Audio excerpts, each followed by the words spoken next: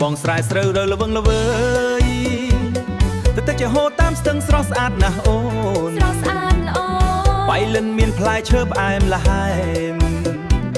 កំពង់ឆ្នាំងក៏ល្បីគ្រឿងចម្លាក់ដ៏ល្អសៀមរាបមានប្រាសាទអង្គរអស្ចារ្យភ្ញៀវទេសចរមកមើលមិនដែលអស់ចិត្តអូនអើយបន្ទាយមានជ័យមានក្នុងទេសភាពស្រស់ទៅដល់ហើយមិនចាំត្រឡប់វិញទេបង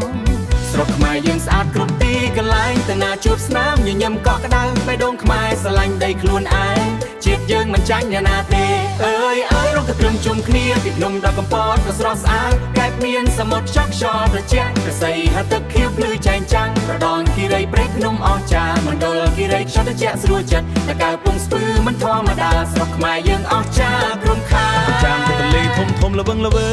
យត្បូងឃ្មុំមានដំណាំស្រស់បំប្រពោស្រស់ពោធិ៍សាត់មានភ្នំទឹកជ្រោះល្អព្រៃវែងស្រែធំមើលទៅសប្បាយភ្នែកស្វាយរៀងស្ងប់ស្ងាត់រស់នៅស្រួលកណ្ដាលចិត្តទីក្រុងរួមរវើក្រុងរួមអើយកំពង់ធំមានប្រវត្តិសាស្ត្រច្រើនទៅណាក៏មានអ្វីឲ្យចងចាំខេត្តតូចធំសុទ្ធតែមានតម្លៃមិនតែឆ្ងាយឬចិត្តក៏ស្រឡាញ់ដូចគ្នាខ្មែរយើងរួមគ្នាថែរក្សាដីដូនតាឲ្យនៅគង់វង្សអើយរកទៅត្រឹមជុំគ្នាពីភ្នំដល់កំពតក៏ស្រស់ស្អាតកែបមានសមុទ្រខ្យល់ខ្យល់ត្រជាក់កសីហទឹកខៀវភ្លឺចែងចាំងរដងគិរីព្រៃភ្នំអស្ចារ្យមណ្ឌលគិរីខ្យល់ត្រជាក់ស្រួលចិត្តតកៅពងស្ពឺមិនធម្មតាស្រុកខ្មែរយើងអស្ចារ្យក្រុមខា